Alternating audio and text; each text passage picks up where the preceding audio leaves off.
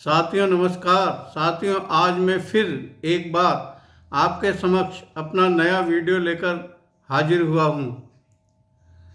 जितना इंतज़ार बिहार चुनाव के परिणाम को लेकर बिहार की जनता को नहीं है, उससे कहीं ज़्यादा इंतज़ार राजस्थान और मध्य प्रदेश की जनता और नेताओं को है। आज मैं अपने इस वीडियो में इसी पर चर्चा करूँगा। मेरे वीडियो को अंत तक देखना, सब्सक्राइब करना, लाइक करना और शेयर करना। बिहार चुनाव के परिणाम को लेकर जितना इंतज़ार बिहार की जनता को नहीं है, उससे कहीं अधिक इंतज़ार राजस्थान मध्य प्रदेश की जनता को है। दोनों राज्यों की जनता को बिहार विधानसभा चुनाव के परिणाम का इंतज़ार इसलिए है, यदि बिहार में विधानसभा चुनाव के परिणाम बिहार में सत्ताधारी भाजपा नीत गठबंधन के पक्ष में नहीं आए तो राजस्थान मध्य प्रदेश में भाजपा हाईकमान अपने मुख्यमंत्री बदल देंगे। दोनों राज्यों में भारतीय जनता पार्टी की सरकार है और दोनों ही राज्यों में हालत खराब है। दोनों राज्यों की जनता के मुताबिक दोनों राज्यों में जनता अनेक प्रकार की समस्याओं से जूझ रही है और परेशान है। राजस्थान की हालत अधिक खस्ता है। किसान परेशान है क्योंकि बरसात ने किसान की कमर तोड़ दी है। पहले भारी बारिश ने किसानों की फसलों को चौपट किया और अब बेमौसम बरसात ने किसानों के बचे कुचे आश्रय को भी छीन लिया है। कमोवेश राजस्थान की तरह किसानों का हाल मध्य प्रदेश में भी है। दोनों राज्यों राजस्थान और मध्य प्रदेश में भाजपा ने नए चेहरों को राज्य का मुख्यमंत्री बनाकर कमान दी थी, लेकिन अब जनता आरोप लगा रही है और इंतजार कर रही है बिहार विधानसभा चुनाव के परिणाम का। बिहार विधानसभा चुनाव के परिणाम आने के बाद क्या राजस्थान मध्य प्रदेश में भारतीय जनता पार्टी अपने मुख्यमंत्री बदलेगी? भजनलाल शर्मा मोहन यादव की जगह कोई नया चेहरा मुख्यमंत्री बनेगा? इसका सभी को इंतजार है और इंतजार है बिहार विधानसभा चुनाव के परिणाम का। राजस्थान में तो बिहार विधानसभा चुनाव के साथ साथ अंता विधानसभा का उपचुनाव चल रहा है। अंता विधानसभा सीट बीजेपी विधायक कंवरलाल मीणा को सजा होने के कारण खाली हुई थी, जिस पर बिहार विधानसभा के चुनाव के साथ ही उपचुनाव हो रहा है।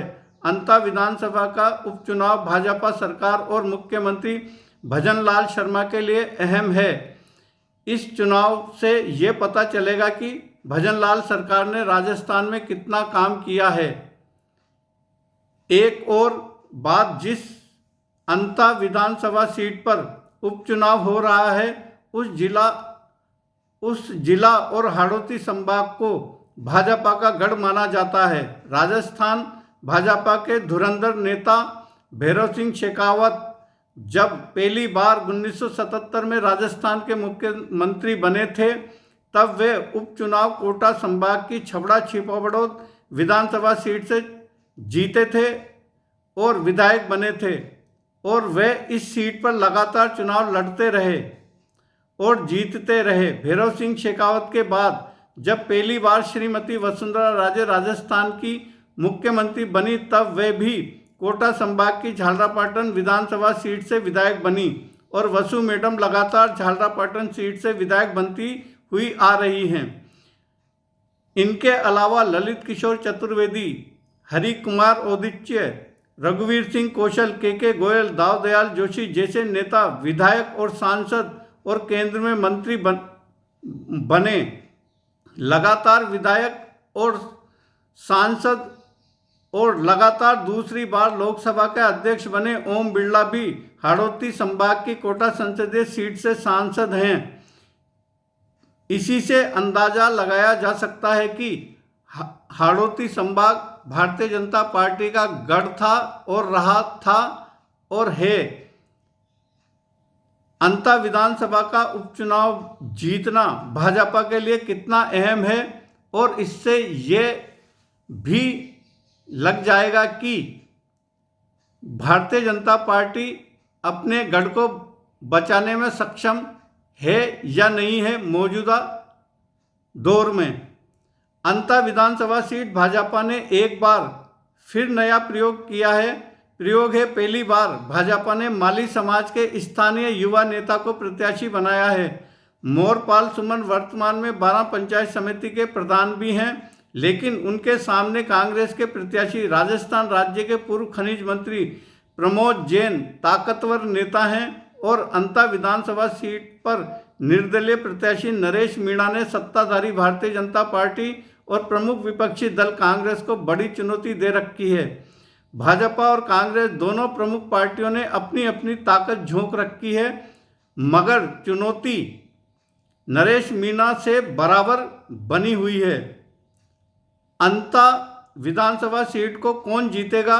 क्या सत्ताधारी भारतीय जनता पार्टी अंता विधानसभा सीट को बचा पाएगी, या फिर कांग्रेस अंता सीट पर अपनी वापसी कर पाएगी? ये निर्भर करता है निर्दलीय प्रत्याशी नरेश मीणा पर। नरेश मीणा कितने वोट लेते हैं, क्योंकि पूर्व में नरेश मीणा ने छबड़ा और उनियारा के विधानसभा चुनाव में निर्दलीय लड़कर इतने अधिक वोट लिए कि दोनों जगह कांग्रेस को हार का सामना करना पड़ा। नरेश मीणा को कमतर आंकना सत्ताधारी भारतीय जनता पार्टी और प्रमुख विपक्षी दल कांग्रेस को भारी भी पड़ सकता है। दोनों नरेश मीणा को जितना कमजोर समझने की भूल कर रहे हैं, नरेश मीणा उतने कमजोर नहीं है। नरेश मीणा राजस्थान की राजनीति में अब चर्चित चेहरा है, बल्कि ये कहना अतिशयोक्ति नहीं होगा कि मौजूदा वक्त में नरेश मीणा भाजपा और कांग्रेस के प्रत्याशी मोरपाल सुमन और प्रमोद जैन से कहीं अधिक राजस्थान में चर्चित नेता हैं।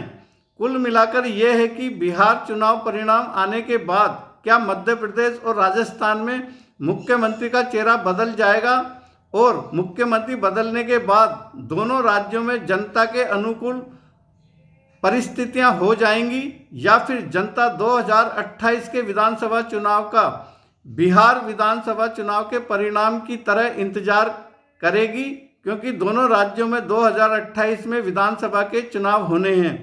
ये तो वक्त बताएगा। फिलहाल इस वीडियो में इतना ही। कल मैं एक बार फिर से अपना नया वीडियो लेकर हाजिर होऊंगा। मेरे YouTube चैनल देवेंद्र यादव कोटा राजस्थान को अधिक से अधिक सब्सक्राइब करें, लाइक करें और शेयर करें। हाँ, एक बात और, बिहार चुनाव के परिणाम को लेकर जितनी उत्सुकता बिहार की जनता और देश के लोग इंतजार नहीं कर रहे हैं, बल्कि राजस्थान और मध्य प्रदेश के वह नेता भी इंतजार कर रहे हैं जो मुख्यमंत्री की कुर्सी की दौड़ में थे। लेकिन भाजपा ने उनमें से किसी भी नेता को मुख्यमंत्री नहीं बनाया, बल्कि नए चेहरे को मुख्यमंत्री बनाया।